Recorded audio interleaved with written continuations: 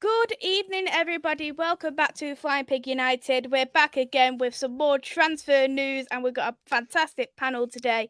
Eddie, how are you doing today? Yeah, I'm good, thanks. Good to be on with you guys again to, chew the fat, what's left of it anyway. So, yeah, man, can't wait to get into it. Big up to everyone in the chat as well. Be hitting the likes and yeah, let's have a good show. I'm looking forward to it. G Wolf, how you Yo, doing? It's been a while. yeah, been a long while since I've done one of these, but yeah, going okay Mhm, considering. But yeah, it'll be all right. It's understandable. Griffo, how are you doing? I am good, thank you. It's good that G was back on the panels, Eddie. Nice to see you again. And Maisy is ever a great hosting last time, and I look forward to more of the same.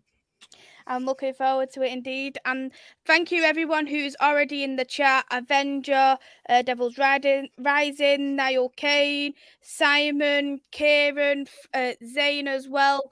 Thank you all for coming into the chat. Really, really appreciate it. So let's go on to it. I think this is something that everyone is gonna want to be talking about, of course, and that is Onana. Um, very, very close to signing. So from what we've been hearing from Fabrizio is Man United and Inter keep talking and negotiating for Onana for after €50 million bid, add-ons included, revealed today. So we've been hearing that £55 million euros. Well, I say you pound and euros. I don't know. Could be enough to get it done, as reported as earlier. Edda, what's your thoughts?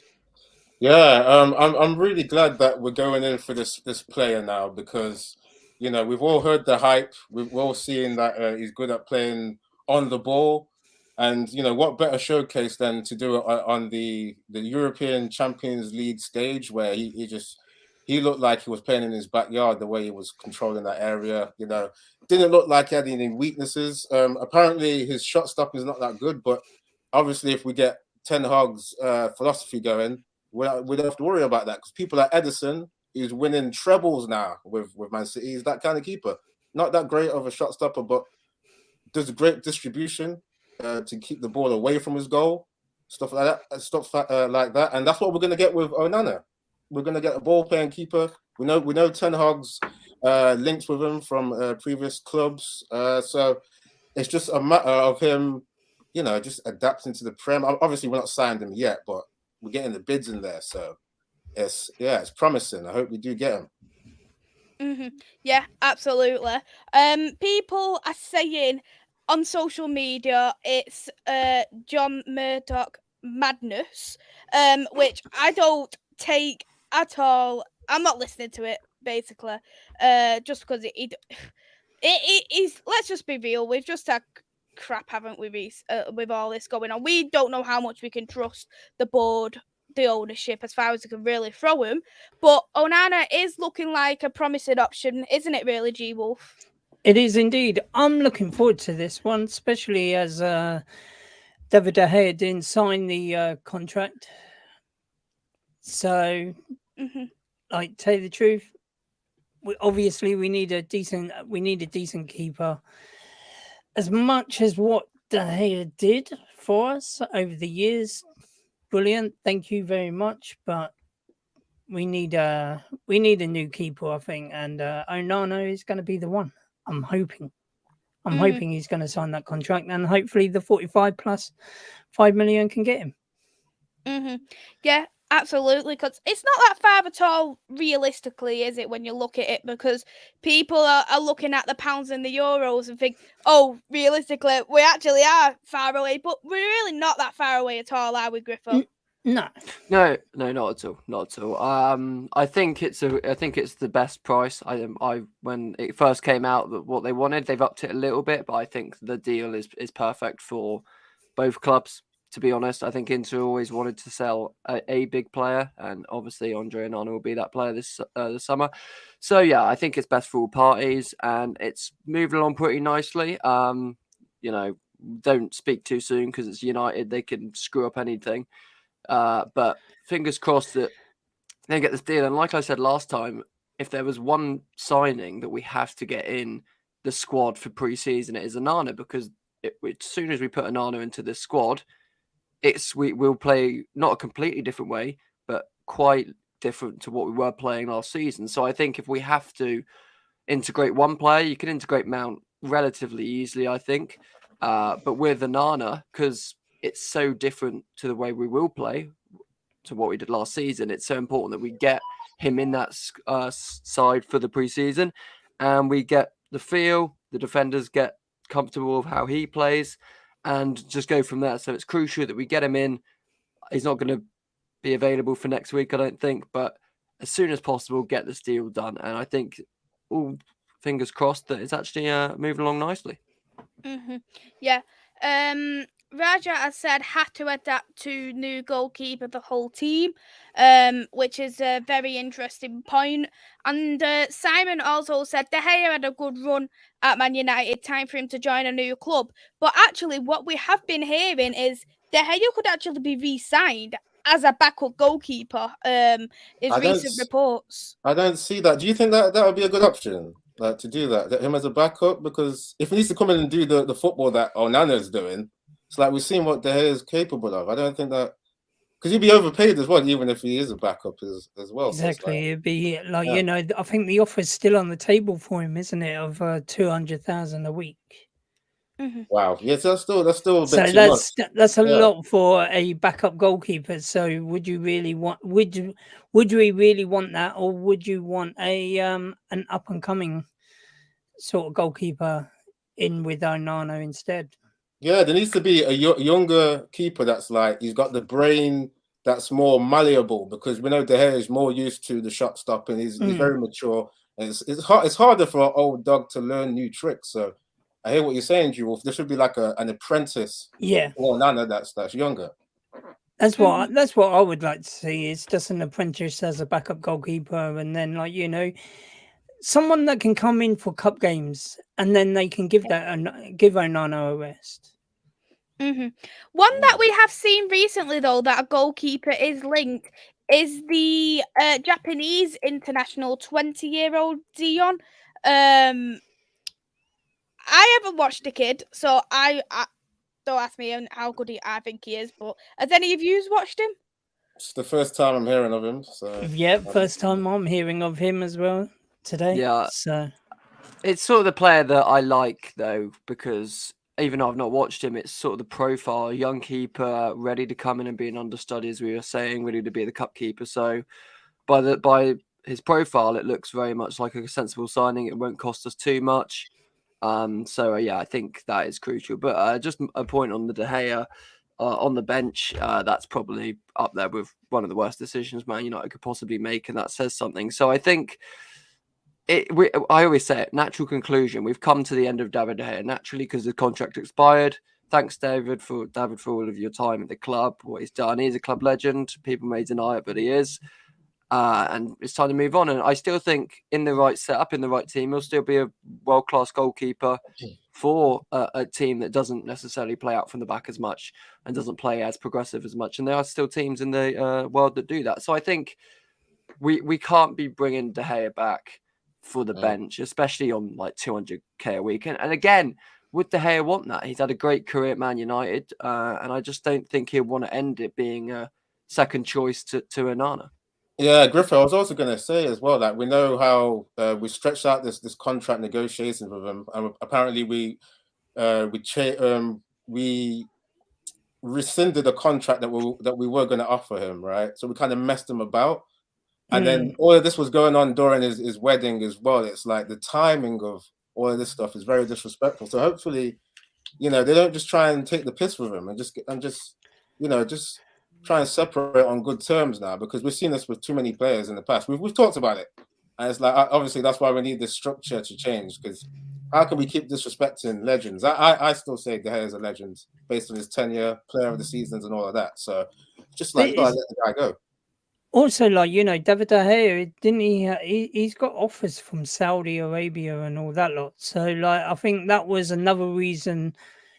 He was dilly-dallying around about whether to go and sign up for over there. And because he didn't make a decision, Man United was like, well, do you know what? We'll make it easy on you. We just get rid of you. sort of thing. We just let you run out your contract and see you later. You see, there's a way to do that, but do it efficiently without Yeah. disrespecting the player as But well. this is this is the Glazer shithouses for you, though, isn't it? Mhm. The Yeah. fact that they did that with the contract as well, that's bottom tier. That's probably one of the worst things that the club has done to a player over the last 10, 15 years. And I mean, again, that says something. The fact that you can give a contract to a player, have him agree it and all sorts, and then rescind it, because and I get why they rescind it, because of obviously you got Ten Hag, but then it's the communication. Why are you offering a player a contract without speaking to the manager about whether he wants to use him in his future plans? It didn't make any sense, and it shows the disconnect between the hierarchy and the manager as much as anything. So I think at this club especially, there is a very, very big divide between the club hierarchy, the owners and the chairman and the CEO and all people like that, and then the playing staff and the manager and the players themselves. There's a massive divide. While with other clubs, it's probably a smaller divide. There's natural divide with any club. But with United, it's massive. And that disconnect, it can only be a bad thing for a football club. By the way, I agree with this comment here. Like, there should be young keepers to come in, to be molded in the Ten Hag way. So I want to see some more academy players come through for sure. We have that Kovar guy, which I was all for making him a second choice, because he's had a few loans and I don't think he's like at all first choice worthy, but I think if we have the tools, and of course he's a player that we have on the books, I think Matteo Kovar is a goalkeeper that can play second fiddle. And we still have Tom Heaton who can do a job, and obviously he's sort of aging a little bit now, and maybe Tom Heaton can work with a Kovar to sort of hone his skills and coach him a little bit. So yeah, I don't think it's the end of the world if we can't get a Suzuka, the Japanese goalkeeper, in, or a second choice. I think we can just bring Kovar in. And to be fair, even Tom Heaton to a certain extent, because second choice is, especially a second choice goalkeeper, very rarely used. You look at the top teams, like Alisson played almost all the football for Liverpool this season. Pep obviously rotated with Ortega, but like big top teams just play their first choice keeper because they don't get injured or they don't get fatigued usually. Obviously, you need a capable and respectable second choice in case Onana gets an injury that keeps him out for the whole season. However, it's not something we should be solely focused on, especially when we've got gaping holes up front that we need to fill. That's true. Very true. I just seen one comment there. I mean, is this right from Zane Charles that apparently could be? It's 5 million. Yeah. I'd take the risk for 5 mil. Say again. I'd take the risk for £5 million. Yeah, it's a nice cheap price. And what Griffo's saying, it makes sense to go for a keeper that's like that kind of money, because if you're not going to pay him that much, you don't want to be spending too much money on the backup keeper. So 5 million, if he's one for the future, seems like a good investment. Yeah. And you've got to think as well, the City third choice of Trafford, who was on loan at Bolton, is going for what, reportedly 14 mil plus 5 mil add-ons. That's 19 mil to Burnley. He's from all intents and purposes, he's a good goalkeeper. I'm not slating that fee at all. But of course, with the whole inflation of prices in the transfer market, 5 mil for a backup goalkeeper, I'm not complaining at. Obviously, there's going to be issues with our budget this summer in FFP, but I think that's a good use of 5 mil. Definitely. Exactly, when we spent a lot worse on 5 mil.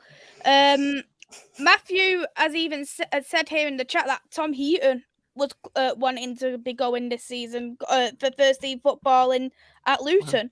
And that didn't end up happening because we blocked it, because otherwise we'd actually only have Dean Henderson left for ready for pre-season. That was it. So, Excellency has said we need Onana. I don't know if you've seen the chant, but everyone's been singing Onana, what's my name? On Onana, what's your name? Onana. That's gotta be his anthem now. Like, so many people are singing that now. I bet Rihanna's making some royalties or something from her songs being mentioned. Just get her in for the announcement video. Can we borrow you for the announcement video? And United will be all over that. Yeah, that'd be good for the commercial aspect, won't it? Exactly. Glazers would absolutely love that. So I bet they popped a call in. The Vecataria said De Gea is too good to be a backup goalkeeper. I would let him go and bring Onana in ASAP. Raja said may as well use Kovar as first choice goalkeeper. Alex has said Henderson is the perfect academy goalkeeper you can use as a backup. I've got literally a question for you all because I can't think off the top of my head. But when was the first time an academy goalkeeper was actually number one at Man United? A good question, isn't it? Oh. That's. Do you have the answer, or you just looking for the answer? It's just a quiz. That's maybe one for the chat. I'm trying to think. I can't think, but I think academy goalkeepers are sort of like rare, extremely rare, aren't they? In the terms of coming through the academy and getting into the first team.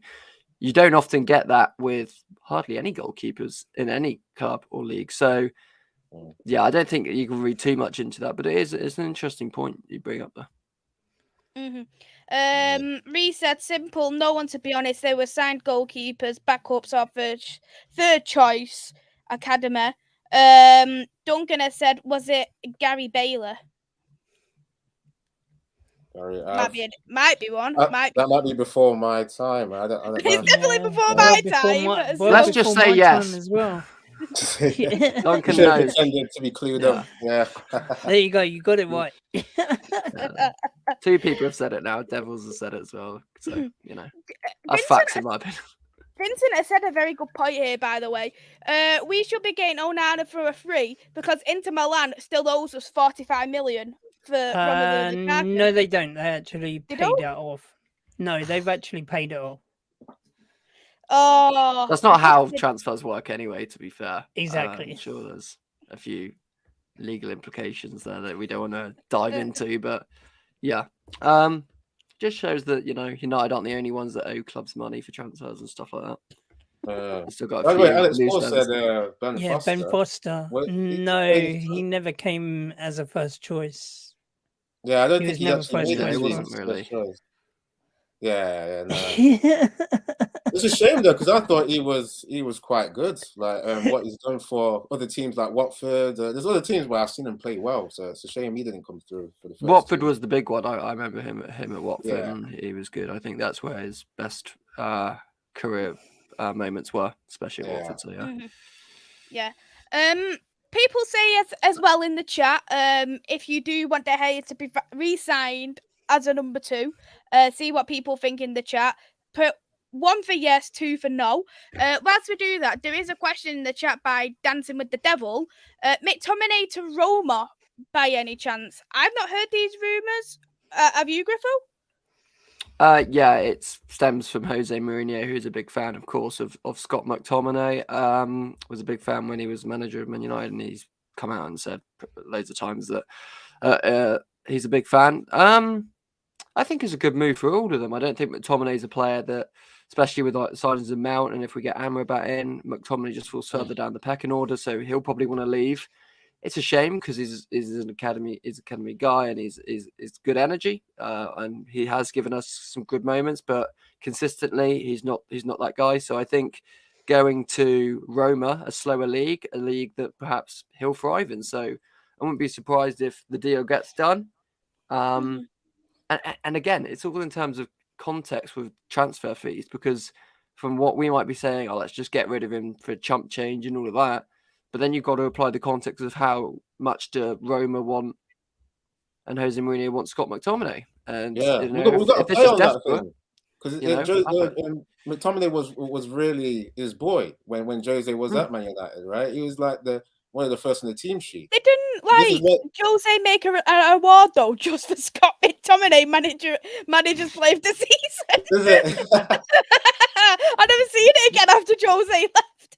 Exactly. So this is what the director of football should be playing on, like using that kind of collateral to say, okay, you're going to pay us minimum 30 M's for McTominay because he's a manager's player of the season, all that kind of stuff. He's a big, strong guy, and he's still moderately young. So yeah, hopefully they get a good deal, man.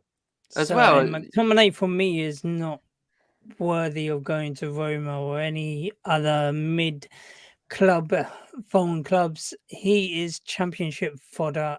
Simple as, and that's where you should go. I'm not his biggest fan, but that's a bit. Maisy, That's really? too far. That's too far. I could see him at least Everton. Like an Everton, like relegation battle. He Everton is a is championship team. relegating fodder. He is not literally that much of a brilliant player. How many years has he been at our club? And every time he has done shite. He's had some. I've had enough. I'm just going to defend him a little bit, just because I like to try and be diplomatic. I remember the first 8 games where he was in midfield with Eriksen, and he was actually there was a few games when he was keeping Casemiro out the side. We have to remember because he was on form. But Casemiro was just got signed. Yeah, I think he was just getting his match fitness up because he was playing. He was getting his match fitness up. As soon as Casemiro got his match fitness up, he's been keeping McTominay out of the team. That's right, true. left and centre. I'm just trying to make the point, that we can make the point. He's done that. He's still championship fodder. Yeah, but just think about, because we're trying to sell him, right? So you've got to make the good points about him if you're trying to sell him to a certain club. Jose might be watching stuff like that to try and make his price go up. For a championship club, he's an absolute brilliant player. Wolf would be awful as director of football. So you're selling him for like maybe $1 million or something like that, and not even that. I would sell him for about 5 million. That's about it. Way too cheap, guys. We have to consider as well. We have to consider that how many games did he play last season? Oh, I don't know, like too many. About 15, 20 games or something like that. I'm actually gonna look. He wasn't the star. He played 24 in the league. 24 in the league. A lot of those would have been bench appearances, though, giving a little bit of passion, lift the crowd up a little. Also, bit. He did score a few goals. Plus, also he did the only time I think he actually played well was when he came on when Casemiro got that red card against Southampton. And I tell you what, he did absolutely amazing in that game. That's the only time that I will praise him, by the way. Apart from that. Well, hang on a second. He scored 2 goals when we beat Leeds 6-2 in the first 3 minutes. That's got to count for something. Hey, yeah. We got to think of... Did he have to get a hat-trick for your standards, G-Wolf? Yes. We've got to think of the good points in order for us to get good cash for him. That's the only context I'm thinking of. I'm not... Well, you think? We was down to 10 men, and he was the one who absolutely bossed our midfield. It was him, wasn't it? Him, Eriksen, and Bruno, wasn't it? In the end? I think so, yeah. Yeah, that was it. Against Southampton. Yeah. When Casemiro went off, and we got the draw out of that game when we could have easily lost. You got to consider as well the fact that a lot of managers have come out and heavily praised him. Mourinho being one of them. Fergie, of course, is a big fan. I think Pep Guardiola's come out in interviews and said that McTominay is a good player. I think he's the sort of player that managers would want in a midfield, probably not starting, but is a good, useful player to have as a squad player to put in certain situations. But I don't think that translates to fans, because obviously we're watching it from an external point of view, not an internal point of view. So I think we'll, have our opinion on it. I think we're all in agreement he should leave the club. I probably disagree with G-Wolf in saying I think he's a bit better than Championship level. I think he could do a job at an Aston Villa or West Ham, teams who are going to be playing 4 competitions this year, who will need a few more midfielders and a player that can slot into any of those leagues and cups and put in a good performance for a team that perhaps don't play as free-flowing and attack-minded, minded, let's say, as Man United. Mm-hmm. Yeah, he'd be a good counter-attacker somewhere. There's a lot of clubs that still do counter-attacks, so yeah. Mm-hmm. And Red Devil Day said, he's a Premier League player, just not top 6. A top 6 top 6 last season was actually interested in Scott McTominay Newcastle, but they went and had to buy Tonali, didn't they? And then lost all interest. So yeah, that's an upgrade. It is an upgrade, of course, but Zane said, I will be sad to see Fred leave. He is one of my favourite players. Yep, Fred, he looks like he near enough a done deal now to Fulham, isn't it, Eddy? Yeah. I'm surprised yeah, by is it that. for like 20 million or something like that? What's the price? 15 to 20, I think. 15 to 20. I think we talked about it a little bit before. I think that's it's still a bit cheap, actually. How old is Fred? Is Fred like 29 or something, actually? But the thing He's is, like he's got 1 year 30 left. now, isn't he? Like 30. Mm. 30, I really right? hope He's he got a doesn't. good engine on him. He's got a good engine. And it's like people with good engines like that, sometimes they can last into like into the 30s. So I would say you could give like Fulham a good 3 years, right? For me, I'm saying just get at least 20 million for him, man. At least 20. I would have said 30 because you look at his attributes. He has got Kante's traits, not in terms of consistency, but in terms of spoiling play. And that's a good trait to have in the Premiership is stopping people playing. There's a lot of teams that like counter-attacking, and that involves winning the ball back deep and then giving it to your runners in behind. I think, okay, Fred's passing is not that great, but Fred can give it to the guy who does the key pass to someone in behind. So, my last point is that the Man United has got to get a good price for Fred. They've got to get a good price for him, man, because we've seen what he can do against Barcelona. Okay, Barcelona are not no slouches. La Liga champions, yeah. We were calling him Pastor Fred. He was man of the match in the second leg. Scored a goal as well as pocketing De Jong. So, yeah, these are things where there's got to be some good money exchanged. Mm-hmm.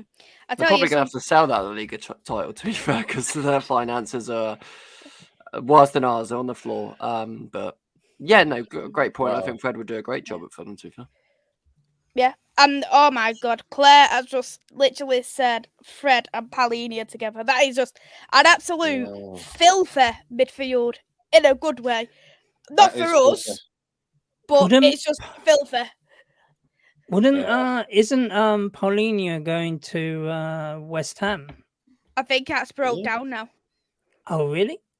Oh, wow. Because what I've been reading was like, I read a couple of things really, because I read it a few weeks ago. They were interested in Palhinha, and then apparently I read that the talks broke down. But Palhinha, I think he signed like a 5-year deal at Fulham, so they're not going to let him go very, very easily.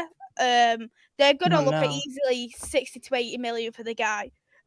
I'd say at a minimum, just because of, even though people say he's not a £100 million player, which realistically he isn't, but the way he's put that worth there to Fulham, and he's turned that team into a top 10 side. Yep.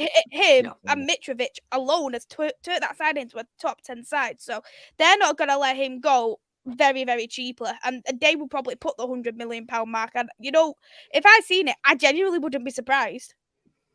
Well, Rajab, is Palhinha going to start at United? Is Palhinha going to start at United when Casemiro's not playing? Could we imagine getting him as a backup? I mean, that could be pretty good. It would cost too much to be a backup, wouldn't he? Yeah, it would. But I would love him at Man United. I literally said before Fulham got him, I was like, "Can he come to us? Please, can he come to us?" I was literally like, "He's friends with Bruno. Just bring him over." A good question as well from Twalumba. Do you think Ahmad will go on loan? Will Mano and Menjabe and Palestri stay or go on loan? So a couple of good ones there. Gwolf, what do you think for all of them? I think Ahmed should go on loan to a Premier League team instead of a Championship, because we can see what he did there. So literally go to a lower Premier League team. With Mano, I think Mano. Is it Mano? I think it's Mainu. Matt is just me. Kobe Mainu. Majibi and Palistri, maybe they should all go into the Championship. They're still young enough. Oh, you said Palistri into the Championship? Yeah, go on loan. Oh, no, I would say he's you never know. Palistri could go into a lower Premier League team. They got to be in the Premier League. They got to be in England, because they got to learn the English football. Do you know what I mean? Rather than going away on loan, like to a foreign team.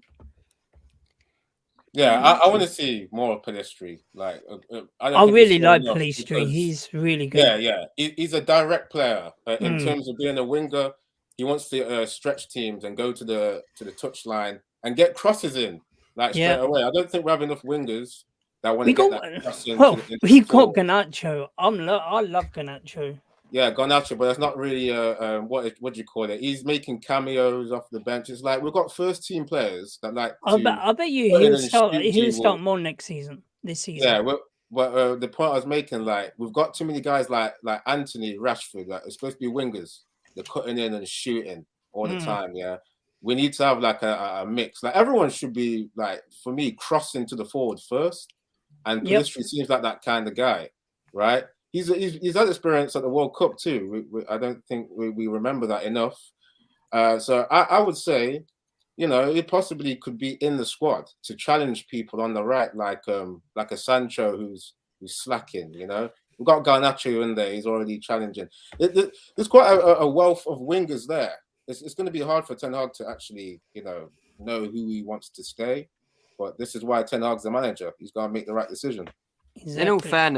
In all fairness to the wingers, I think all of us would be the same if we picked up the ball on the wing and beat a man or two and then looked up in the box and saw Wout Weghorst in the box waiting for the header. You probably think I'm going to go for a shot instead of a crosses. So I don't, you know, that probably does play on the mind. But yeah, I this like is the Pellistri, thing, but though, I think Griffo, that they should trust the person that Ten Hag's brought in, right? That should be the issue. Yeah, trust to a certain extent until the experience you see in training and on the pitch probably proves otherwise.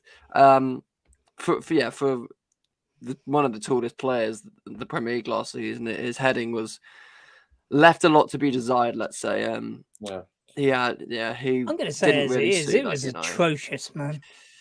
Yeah, no, yeah. Griffo's trying to be kind. Let him be kind. You know, Oh, Weghorst no is gone now. We time. don't have to protect him, but no, it wasn't good. But then, you know, we got Hojlund in, who's 6'2", 6'3". He's a player that I'm sure would fare much better in the air than Weghorst, and players like Kane, if we got him, would fare much better in the air. So I think it is important to start getting these crosses in, and you know, it's all about coaching. And you know, Rashford, you see how much Ten Hag's improved him this last season.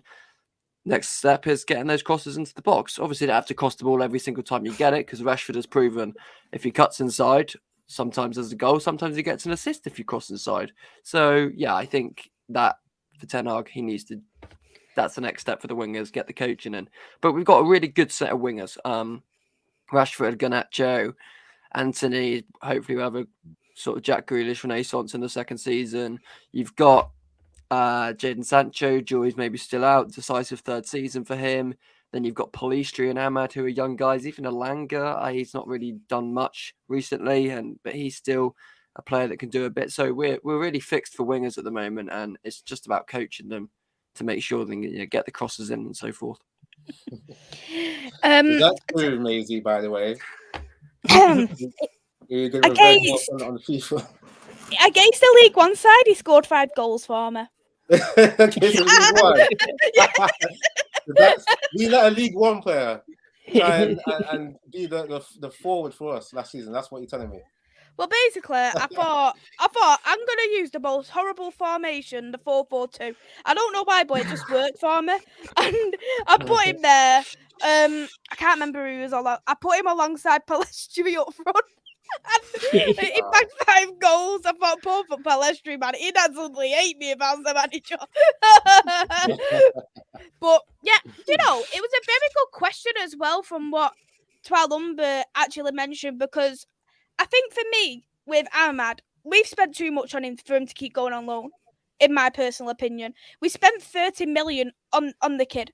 And to be honest, he looked great. He looked fantastic at Sunderland. But I do personally think he needs to get either into that first team or get Premier League football. I was reading reports. If he goes on loan again, he wants to go to Sunderland. Why do you want to go back to Sunderland?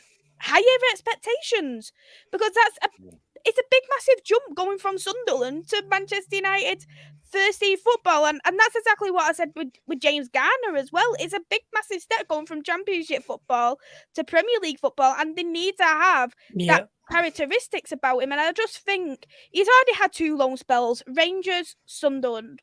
He didn't do it at Rangers. And to be honest, I wouldn't be able to do it at Rangers. Like, let's just hold my hands up here. But, like, and he done well at Sunderland, but he just needs to get it done now. He needs to say to himself, right, I need to get into this first team now. And as the whole board itself, they need to think, we spent 30 million on this kid. We can't keep loaning him out. Hannibal, I reckon he could be gone. I think he could be gone in the summer, especially seeing Dortmund and a couple of other European teams are interested in him. He's going to want to take the hit. He's going to want to leave because he's not going to get into that first team based on him playing in that 10 role, because he's not going to get ahead of Bruno. He's not going to get ahead of Mount. Not going to get ahead of Eriksen. When's he going to get played? Well, that's a question. And then when it comes to Kobe Mainoo, I would loan him out, personally, for me. Loan him to a higher Championship club. See how he gets on from there. What's your thoughts on that? I'll just look at some comments where, like, one comment was saying, like, some of these players just not good enough to be in this team to take us closer to City.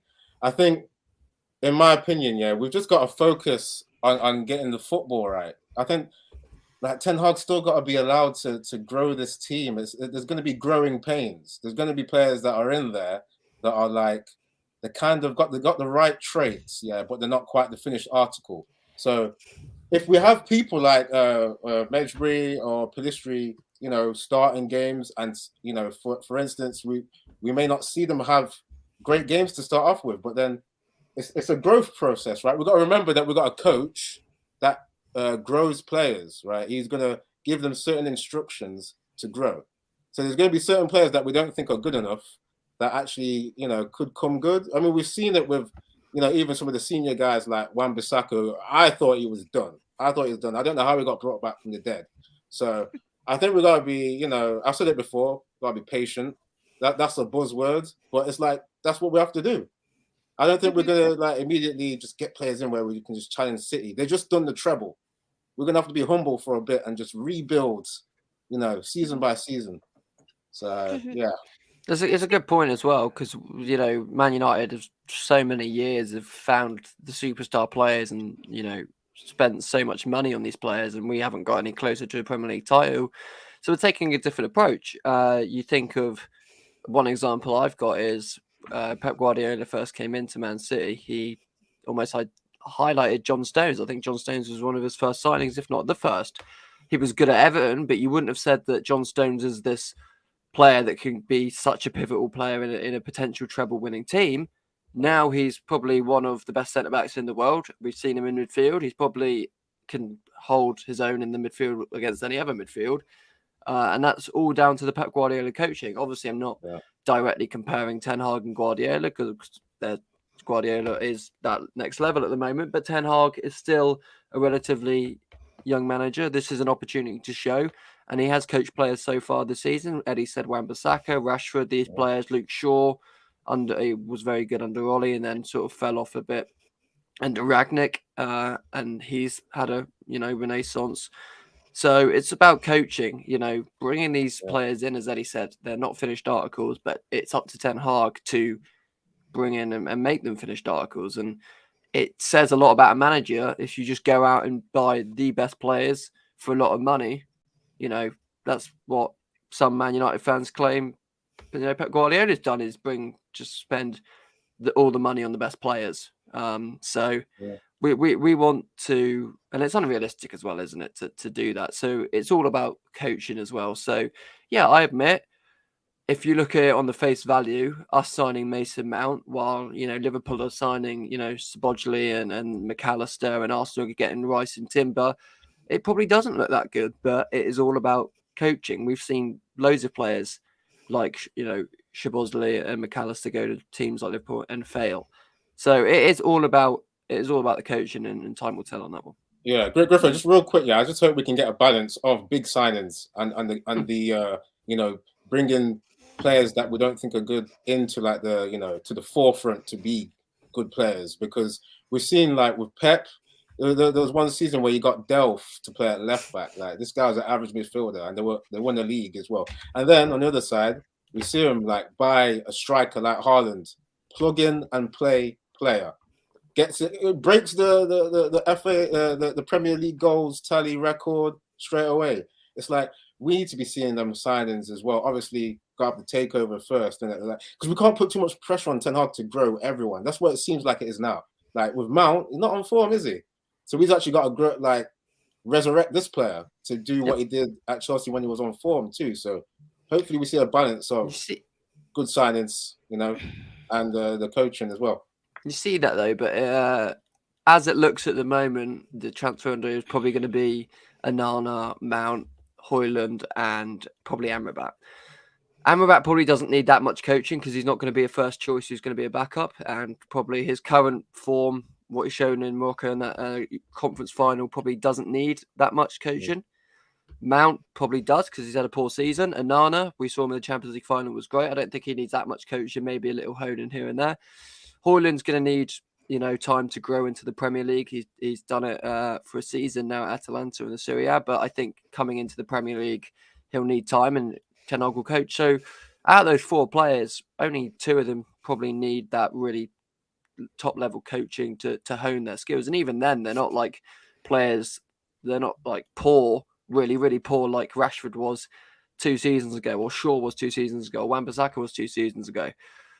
It's going to be hard, obviously, coaching players is, but I think Ten Hag has proven this season he's really brought the best out in a lot of players, and I think he's going to do the same this season. Just one more thing on this, by the way, because the comment you just brought up, Maisy, with Szoboszlai has no taste to EPL butcher. What is it? Szoboszlai has no taste to EPL butcher. Will welcome him. He'll have a nice welcome. That just made me think of, because like Griffo was talking about, how John Stones has been turned into a midfielder.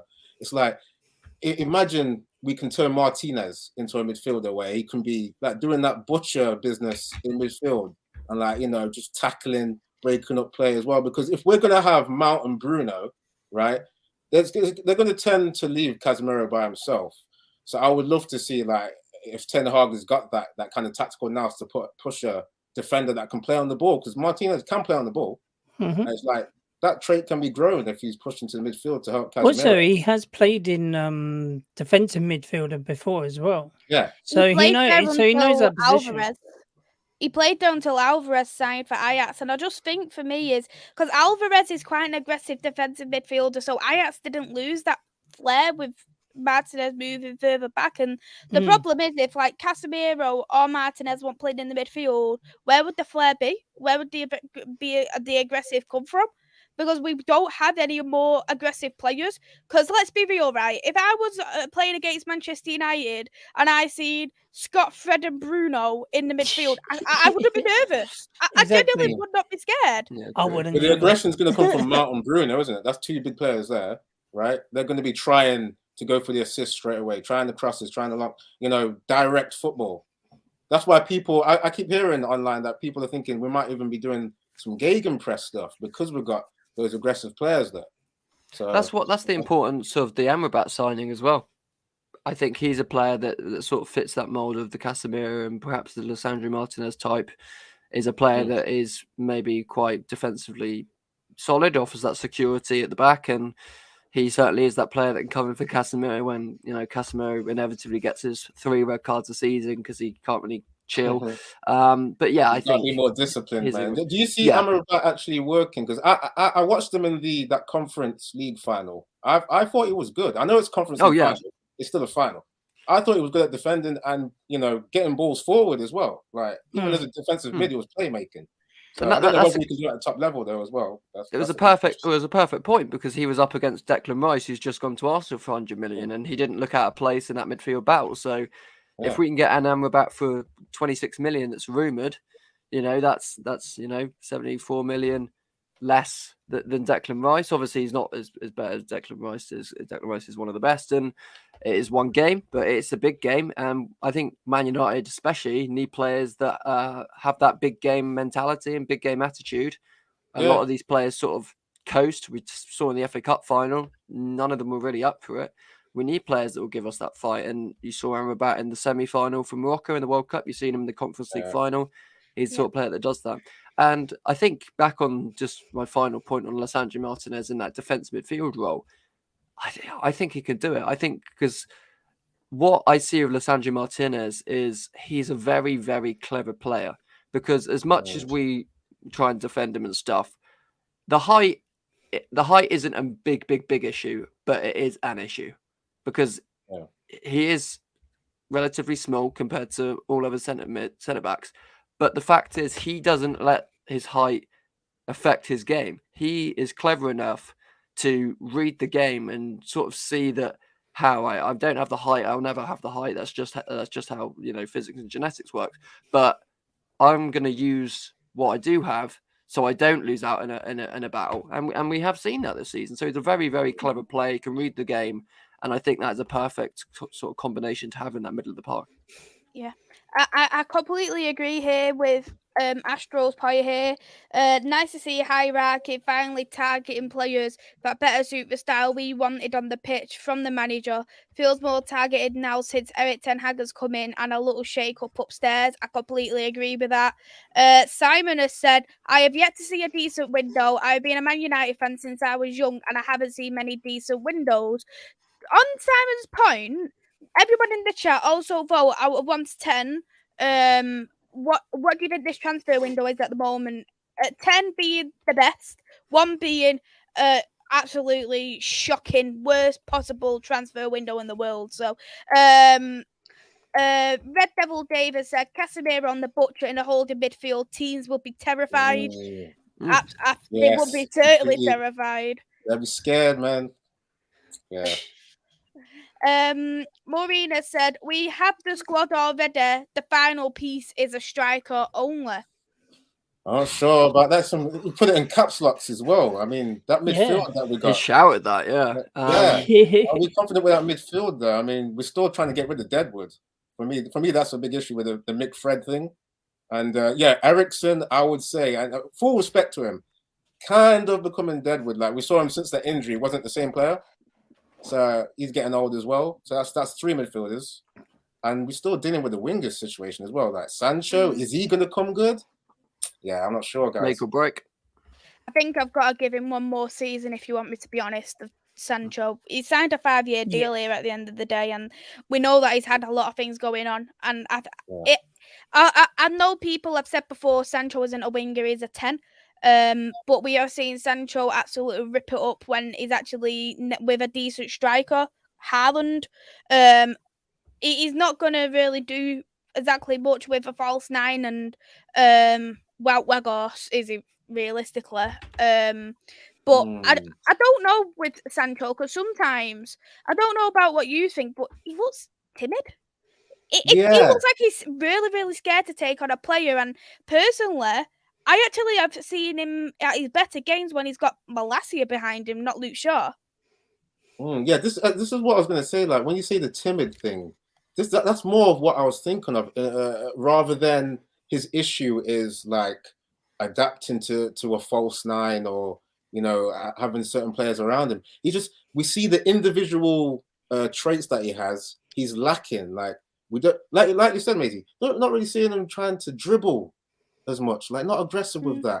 I don't get that they're not going in for 50-50 challenges and stuff like that. It does look like mentally he's struggling with something. And I've been through problems where I've had anxiety and stuff like that. That just wrecks you. You can't focus. You need to take breaks. You need to sometimes go to therapy, do something therapeutic. So it's like, because it's a business, right? You can't really have someone that's like that in the business, or the business will suffer. This is why I'm thinking maybe Sancho, you maybe take a move to another level which is lower, where it's less pressure, where he can build his confidence again. I mean, Maisy said, give him one more season. Maybe Ten Hag sees that, okay, he's got one more season. Maybe I wouldn't be fully against that. But what's the overall game, right? It's for the team to do well. So we've got to have winners, right? And you can't really be having mental problems when you're trying to win. That's the honest point there. Like, there isn't really time for sentiment at top level. Could I ask a question though regarding Sancho? And I'm going to ask it all three of you, and the chat is: do you think when we was wanting Sancho for 2 years, do you think we was overhyping stuff that he couldn't realistically do? Like, people was talking about his crossing, that he's so good at it. He's got a fantastic connection. And to be honest, Sancho has never been really one for crossing a ball. Even if you watch all these clips at Borussia Dortmund, he doesn't cross a ball, and people saying, oh, he's a fantastic crosser, he can do this, he can do this, he can do this. His skills are magnificent, but the thing is, with the Bundesliga compared to the Premier League, you can do them skills because the defenders aren't, I'm going to sound like I'm going to be dissing the Bundesliga here, but the defence of the Bundesliga is nowhere near as good as a defence of the Premier League. Like, look at the likes of the Virgil van Dijks, the Ruben Diaz's, Martinez this season, William Saliba. There's not many of them kind of players in the Bundesliga as defensive wise. Yeah, just going back to like your first point, like I think he was heavily overrated. I think it was. I didn't even really want that kind of winger because I thought, okay, seemed like he was too reliant on this the link up play. I didn't even see him dribble enough, even when he was playing for Dortmund. Yeah. Obviously, like you were saying, Maisy, with that style of that league, probably suits how passive Sancho is, right? High lines, it's not as physical or as fast as the Premier League. So, yeah, there was other wingers that I did want that because I like wingers that can dribble. I like the individual brilliance, right? I know there's got to be good systems, yeah, but you look at Pep's system, yeah, the teams he's taken forward, okay, you have the tiki-taka thing, yeah, but then there will be players that can dribble, like Sane back in the day, proper dribbler. David Silva has some dribbling. Mahrez is like that too. It's like, I thought Sancho was going to be that guy who'd come in and maybe do some skills or prove me wrong, but yeah, I've not really seen it enough. But yeah, just to finish on the point is like I think he was overrated. Yeah, for sure. Mm-hmm. What about both of you guys? I think it comes down to pace a lot as well. He's not as fast as what we thought we were getting and what people still probably think he is. And that is an issue. Like I was saying with Lisandro Martinez, he is never going to be tall, so he knows how to deal with that. Sancho probably is never going to be quick like other wingers in this league, and he hasn't quite worked out how he can deal with that yet in consistent basis. Some games he's been great because maybe the fullbacks he's up against aren't as pacey and he can outpace them and maybe he has more agility than them, so he can skip around them a bit. But yeah, in this league, it's the fastest league in the world. Even the defenders are fast, and I think Sancho just doesn't have that extra, yard or so of pace that will bring him success. So it's looking bleak. I give him another season, but it is looking like he's that sort of player that would suit any other league that's not the Premier League. Mm-hmm. There's nothing wrong with not suiting the Premier League, though, really. Oh, no, exactly. Or do you think Manchester United is just too big of a club for him to be at? Maybe too much is being put on him by us fans to produce. And if he goes to, say, like a team like Brighton, or like if he hasn't got any ambition at all, Tottenham, if he goes to one of those two clubs, maybe he won't have to have that sort of pressure on him. Are we as fans putting too much pressure on players that come in for big money? I mean, that's the climate now, isn't it? A lot of people have to deal with these price tags now, right? Exactly, and it's not the players' fault. It's not the players' fault. It's down to the It's now just become a big business now that since I'm going to keep on saying it since Neymar, went to Paris Saint-Germain for £200 million. Literally, an average player is going to cost you now around about, I mean, 90, for me, 90 to 100 million. Just on that, Gwolf, I think because Neymar I mean, he's had some floppy seasons, but like when he went there initially, first and second season, you can see why they paid that amount of money. Literally was dribbling through midfield, scoring by himself. I kind of respect that kind of price for someone that can just do that individual brilliance. But then we've seen it for like, just silly prices for like Maguire or for like a Lukaku, 100 Exactly. million. For an average player, those it's around signings. about 60 to 80 million for an average player now, isn't it? I blame those signings more, the ones that are really flopped for like but the only thing is, it's down to the Neymar price tag of paying 200 million for a world-class player. Now, for an average player, you're going to be paying around about 90 to 100 million. Just for an average player. I would say, and then for a world superstar, you're going to be paying around about 200 to 300 million. I would say other signings have wrecked the market too, man. It's not just the Neymar one. Like, I think too much emphasis on that because, like I said, the Maguire one is just unforgivable. That is a ridiculous one. Like I said, he's an average player. He's an average player, but you can now actually say he's below average by the performances that he's played when he's played for us. There was a question by Simon, and he asked what was the best deadline day signing from Manchester United. I was trying to Google for this. I can't find it. You guys start. Yeah, I don't know. Griffo, go on. Let's go to you first. They've all been really, really bad. Wasn't Bruno in January technically deadline day? Or was that like a day before? Because it went right up until the final few days. So if that was official on deadline day, I'd probably say him in a recent case. But no, I can't really think of one off the top of my head, to be honest. Cavani was a deadline day. He was, good. And then he went off the boil a bit. And it just proves that, Man United do it always, chase players right up until the final few moments, don't get them, and then they panic on deadline day, and they're all shocked when the player doesn't work out. I remember that when we got Cavani, it was that Cavani, we had Telles, Pellistri, I think was the signing as we brought in as well, Ahmad, and that was all sort of like, or we definitely agreed the Ahmad. It was that deadline where we signed like 3 or 4 players, and all of them didn't really perform. And that just shows that Man United, panic on the final day and go, you have some money, we'll take this guy without even thinking about and how they'll impact the team. So, yeah, if it counts, Bruno, but I can't really remember if that was right up until deadline day or whether that was a few before. Well, what do you guys think about Martial though?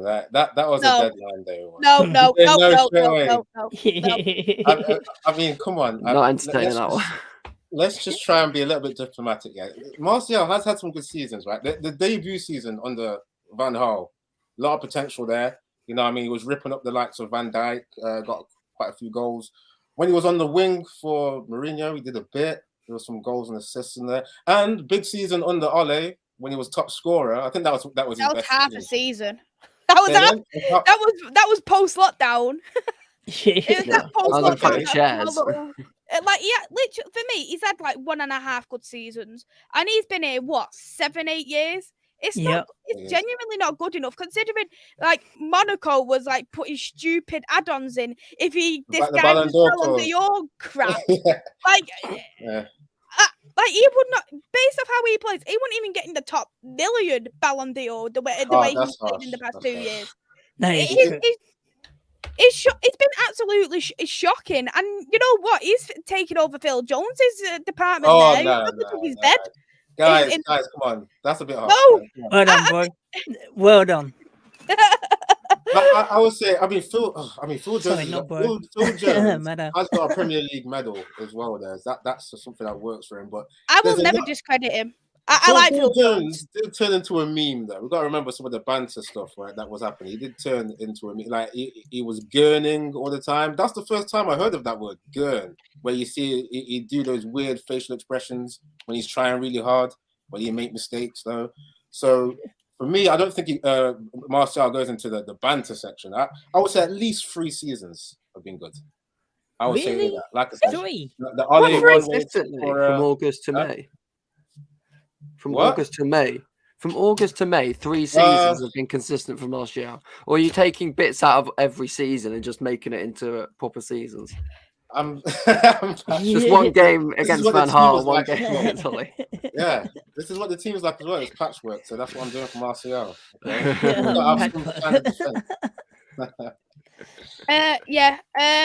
Most My best played one for me, my best signing, tell you the truth, the best signing for me on transfer deadline day has got to be Berbatov. Oh, Mm, yeah, Berber. that's a Oh, good Good shout. one. Good shout. he I had like the that. most Tell you the skillful truth. first touch. No, that's the best one for me, and that's the only one I can really remember as well. When Sir Alex Ferguson puts it right at the last minute. Yeah, Was Rooney a deadline day signing? I thought that to begin with, but no, I don't think it is. Nah, probably right up until the end, but I don't. It might have been. Probably. I don't think so. No, I think he signed before.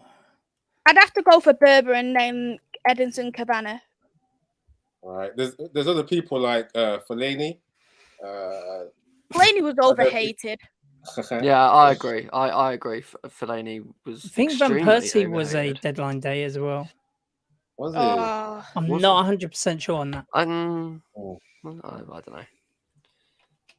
Mm. He was great though, Van Persie. We need a player like Van Persie at United right now. Yeah, we need that marksman. I really can't wait till we get someone that can be like getting the ball from these like command service from the wingers, so they're not always shooting. And we can see a Hopefully that Hojlund scoring. character can come in and Hmm. do really well for us. He's young, he's got potential. Look out, Tower Viewing said, I don't know what you're talking about, Phil Jones. His face expressions were iconic. They're iconic, but it was a meme. It was like literally made us a joke. Niall said Alexis Sanchez. It is one of the biggest flops. It is just it's terrible. Matt said Van Persie was a monster striker.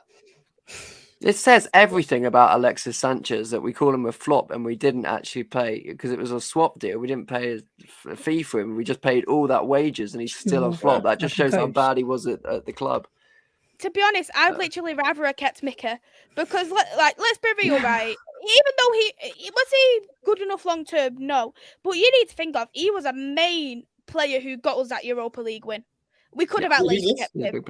Mkhitaryan. Oh, Mkhitaryan. Was it for us or Arsenal that he scored that sort of scorpion kick? I think it was for Arsenal, wasn't it? I'm sure it was. It was Boxing Day, wasn't it? Yeah, I remember it was Boxing Day. I just can't remember whether it was United or hopefully it was. I think it was for United. Now, it might have been United. Yeah, it was because I remember it was actually offside. It was actually offside. If VAR was around, we would have been denied that beautiful goal. Very true. Stop ruining it, Eddie. Risa said, I'd kept Sanchez for now as a centre forward. He's turning it up for Marseille. Moyes also said no to Thiago the clown. I do have some recent news from Fabrizio Romano in the last 5 minutes. Inter told Manchester United €50 million bid is not enough to proceed and close Onana deal. Inter rejected €45 million plus €5 million add-on, but clubs remain locked in negotiations. Sources still on the same feeling. €55 million fee could be done. It could be enough to get it done in the next few days. So they rejected the second bid, basically. So we're trying to treat him like Mount, where we did the 55 and then some add-ons as well. It's like, come on. Now, how much are they saying that are they saying how much they won? Or €55 million. That's 47 mil pounds. I've just converted that. That's 47 million. Oh, okay. I thought that was just the bid. So that's what they want. That would be pretty good. So, but we offered 45 plus 5 to make it 50. Yeah. Why are they messing about? Like, it's a fundamental. So why didn't they accept that then? Yeah, it's a Oh no, but yeah, they want to get as much money as they can. I'm saying like Man United should put that extra 10 or 5 million, whatever it is. If it's a fundamental player to Ten Hag's philosophy, like surely you put in the extra 10. Like Duncan did say walk away though. We can't afford to do that. We can't afford to do that at this stage. De Gea's gone. Henderson's not a goalkeeper that we necessarily should have in net for a full season. Okay, we're dealing with euros, not with pounds. Yeah, 47 mil is what they want. It comes down to 3 words. It comes down to Man United tax, doesn't it? You know, all these teams. We don't know how to negotiate. That's the thing, Griffo. We don't know how to negotiate. Because like all these teams are seeing us, people know. Walk away and get Pickford. People know that Man City that have money. They don't get attacked. No, it's a completely different profile, isn't it? It's like is there any mods the in the big chat? thing is that we need that keeper to play out from the back, right? So that's why I'm not saying like walk away. We need to be able to play out from the back, or we can't do this 10-hole football. Mm-hmm. That's where the attack starts, isn't it? From the back. Yeah. The multiple goal. If we was to walk away though, no Madhouse, not Pickford. What goalkeeper? Realistically, what goalkeeper would we all take? I've got mine already in mind. There were reports, weren't there, about Kevin Trapp at Frankfurt, who I don't know how old he is. He's been around a while, but obviously goalkeeper's age. People are saying get Pickford rather than getting. I'm seeing the comments. I think even one person said get Kasper Schmeichel. Nah, he's a good keeper, but can you play he's living in his dad's shadow. Is he good with his feet? That's the big thing. He's a good shot stopper. Yeah, I think he's living too much in his dad's shadow, though. Like, yeah, I don't think he's overly brilliant in my personal opinion. But wouldn't Costa be a lot more than? Costa's like 70 million euros easily, and you know what? I agree with Matthew. That's who I had in mind. Get David Raya, 40 million. There you go. It's short.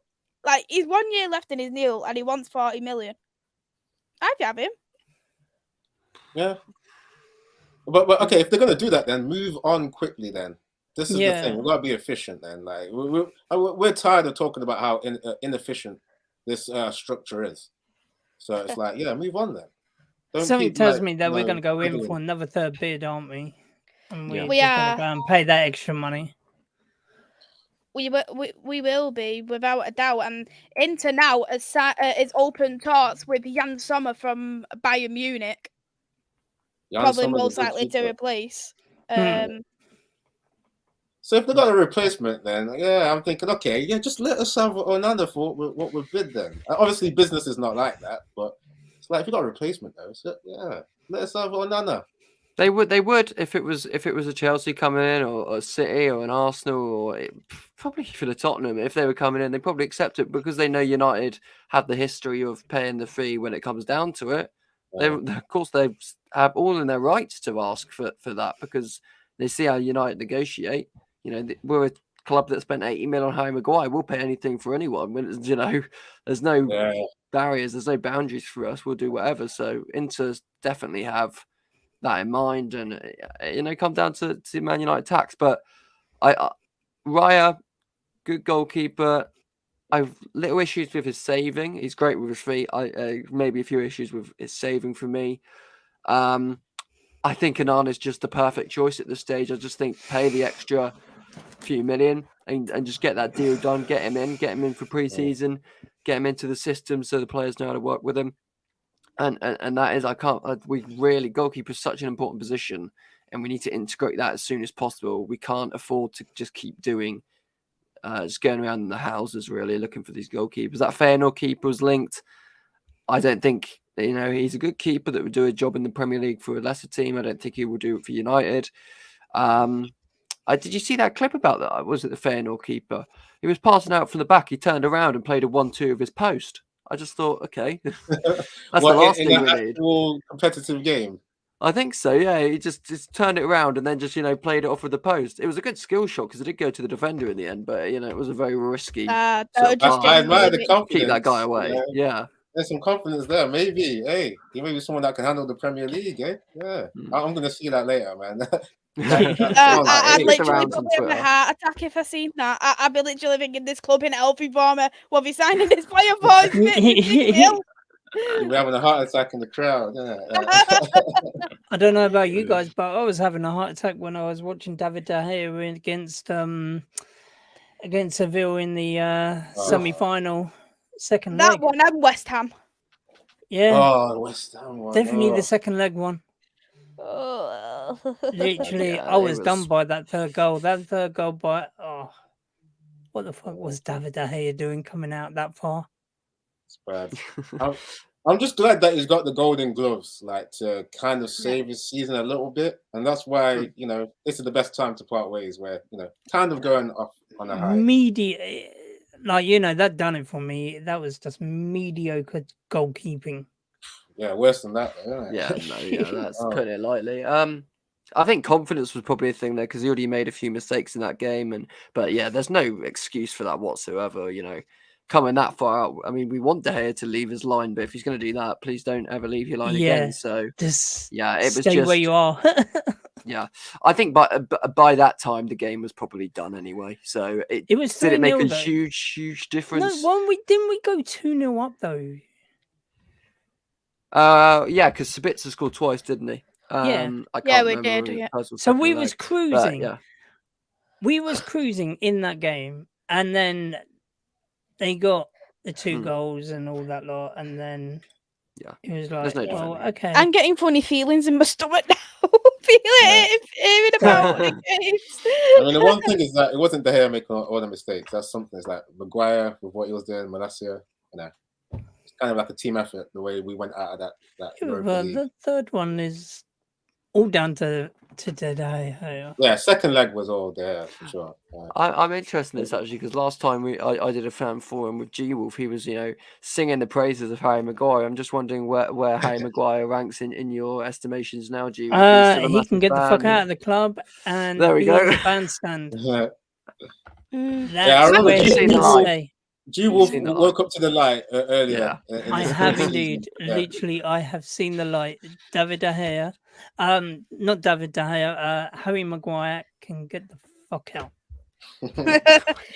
We love it. We absolutely love it, Gwolf.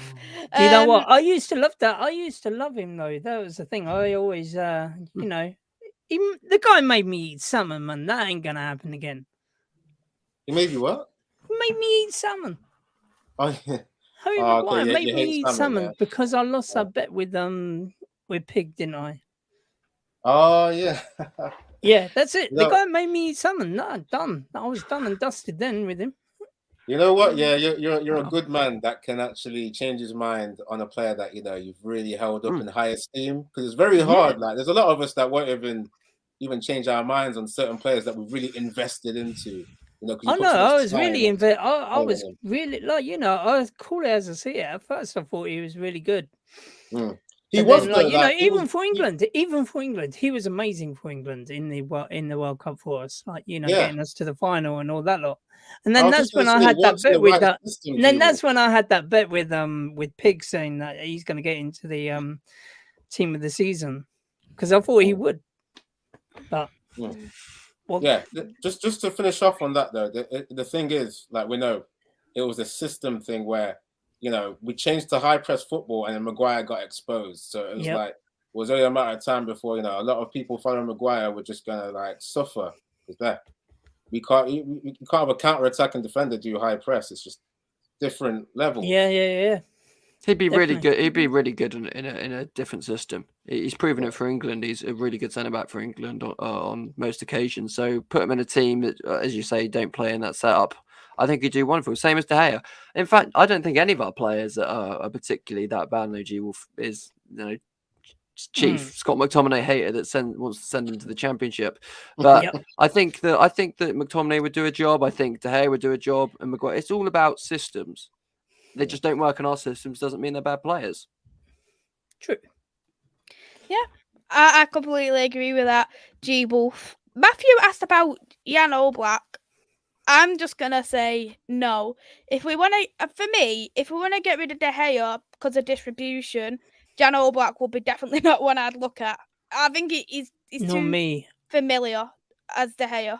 Mhm. He plays in an Yeah. Atletico side, doesn't he? Where the defensive line is literally on his goal line there. That defensive side, I think that is probably, and it would be a lot of money as well because he is aside from distribution, he's a very good goalkeeper. So that would be a lot of money. And I don't think we should be saying that much. Just Onana's the one.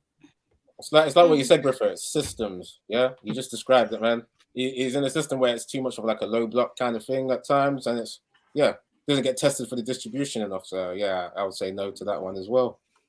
Mm-hmm. I saw someone else say for a goalkeeper, they said, what about Sommer? Why don't we go and get Sommer from Bayern Munich? Jan Sommer. Yeah, because he's going to Inter now. Inter's looking at him. By the looks of it. But they're saying, what about him at Man United? But yeah, no, I saw him in the Champions League. In the Champions League, and no thanks. I wouldn't have him. He is a good shot stopper though, because I've seen him at like different World Cups for Switzerland as well, where I just admire the shot stopping. But we're coming away from that thing, isn't it? Yeah, so De Gea was a good shot stopper. Yeah, exactly. Yeah. That's what I was thinking. We already had a good. Every time I hear about keepers, the big thing is, can he play with his feet? That's the question. That comment about Robert Sanchez as well. I think he's a good goalkeeper, but there still seems to be that red flag of the fact that Jason Steele was sort of the player that Roberto De Zerbi favoured over him. So, and De Zerbi loves to play out goalkeeper out of his feet and progressive football like that and attacking football. So, he obviously felt Jason Steele was better for the system than Robert Sanchez. So I don't see why we would go with Robert Sanchez instead of Jason Steele. The thing is, though, a lot of things what people slagged off De Gea for, Sanchez had the exact same statistics-wise than David De Gea this year. So he's had 5 errors leading to goals. That's a big one, which is working against De Gea. Mm-hmm. Yeah, I think he did play against us, didn't he, in that FA Cup semi-final? And I don't know. He didn't do anything where I looked at and gone, he was outstanding. As to he was great for us, but I suppose we didn't really test him either. That is the thing with goalkeepers. We need to get to a stage where we're not talking about the goalkeeper. He's just part of the team. Ederson, no one says how good he is because he's just part of the team at Manchester City. Yeah. We need a goalkeeper like that. And it's going to take a few years, but I think hopefully Onana can get there where we're not talking about City fans hate Ederson. Yeah, there is that. But I think the more you talk about a player, obviously you can praise players, but you talk more about them if they're playing poorly than if they're doing well. That's just how human nature of the football fans. But yeah, we need to get to a stage where we're not talking about goalkeepers like how much we have been with De Gea this season. It's sort of been all De Gea. We don't need to be at that stage. We need to be at the stage where keeper's just part of the team and they work as one. Mm-hmm. Yeah, exactly. Reese said Sanchez is an own goal magnet. That's not great signs either. Squadra said we're shopping Aldi special offers. Let's be honest. I think we got to remember that we've got that kind of structure where it's like the direction is not really great, and we're trying to rely on this new manager as well. He's just like the manager's going off a lot of players that he's played with in like the Dutch league or like early in his career. So it's like that you can see we need the director of football to be really picking out like the right kind of links. So we've got to be patient to see this kind of scouting network change. We're going to be seeing the Aldi special offers. That's where we're in. It's a Glazer structure. To be fair, if we signed Mount, Onana, Amrabat and Hojlund, I consider that a good window. I wouldn't consider that we've been shopping in a bargain bucket. I think that would be a good window. It wouldn't be a great window. Obviously, a great window that we probably would have had if we had the Qatari money. But I think all things considered, if we got those 4 players in, I would consider that a good sum and a good step forward for what we're doing. So, and there was a comment earlier about since Ten Hag's come in, there's sort of been an improvement of sort of highlighting and scouting players upstairs, because Ten Hag has obviously highlighted these players, and I agree with that. Still a long way to go, of course, but I would rate this window not really, really good, but I think decent enough to keep our momentum and keep challenging for top 4 and hopefully push Manchester City. Yeah, exactly. And Neil spot on as well. If you sign Onana, we need another goalkeeper because Tom Heaton's going to be number 2. Most likely, if we don't sign that £5 million Japanese one, we'll probably end up getting another one on loan, realistically. And Avenger has said United should have someone in goal who is good at and can do everything: sweeping, shot stopping, passing, crossing. I think Onana could do that. I think it's hard in this climate to have a keeper that can do both, like the keeper sweeping and playing out from the back and the shot stopping. I don't think we actually see a keeper that's like that. I think it was Maisy was mentioning Edison before. I think he did, where it's like his shot stopping. Yeah, it's not there, but he's winning leagues. He's winning trebles. Like he does what he needs to do for most of the season, and he only gets exposed a little bit. Like it or not, it's Alisson. I think Alisson's probably the standout candidate in terms of goalkeeping. He has that great balance of playing out from the back and saves. Even Edison, even City fans will admit Edison has been a bit ropey on saves recently, and maybe always has had that mistake in him. Every goalkeeper has a mistake, but Alisson seems to be that most consistent. And even in Liverpool's sort of poor seasons, when Van Dijk got injured in last season, he's been one of their better players, and he's a great shot stopper. And he's a great ball player out from the back, so he is the standout goalkeeper in the world. And unfortunately, he plays for our most heated rivals, which is obviously a shame. But yeah, we need a goalkeeper like that. What do you guys think on Livakovic? You brought up the comment, Maisy, from Matthew Smith. Like he's the Croatian keeper, right? He was I've only watched him for Croatia, so I'm gonna sit this one out. Yeah, I might as well do that then, because that's the only sample I've got to go off of. I thought he was good in terms of his shot stopping. He's very agile. He's one of them guys you can see. Very good reflexes. I think he's kind of maybe a De Gea-like keeper. So based on that, I don't think he's going to be that kind of profile. I don't know. I've not seen him play with his feet, but I don't think he's that kind of guy to do that. But if we're just looking for a shot stopper, yeah, he would be a go-to guy. Yeah. With that, we will wrap it up. Thank you all for coming on. It's been another great show. Eddy, would you like to shout out your socials? Yeah, good job of hosting again, Maisy. Big up to Gwolf and Griffo, Chaz, man. It's been another good discussion. I've enjoyed it tonight. Obviously, everyone, please hit the like for Flying Pig, and you can find me at Eddy's Football Waffle on YouTube. I was doing like reactions content last season, but I'll be doing like a bit more animation this season. So if you're into the cartoons and stuff like that, just give me a subscribe. And yeah, thanks to everyone getting in the questions. Big up to everyone. Thank you very much, Eddy. Gwolf, thank you for coming on. Would you like to shout out your socials? Cheers, Maisy. Brilliant hosting as always. When you if anybody likes gaming, FIFA content and all that lot, you know where to find me at Gwolf United Gaming. Or if you want to hit me up on Twitter, then just type in Gwolf United. Thank you, Gwolf. And Griffo, thank you for coming on again. Would you like to shout out your socials? It's just at Charlie Griffo 1 on Twitter. Amazing job as ever, Maisy. A really good involvement with the chat today. Gwolf, great to have you back doing these forums, Eddy. Good as ever. So yeah, it's been a really, really fun show.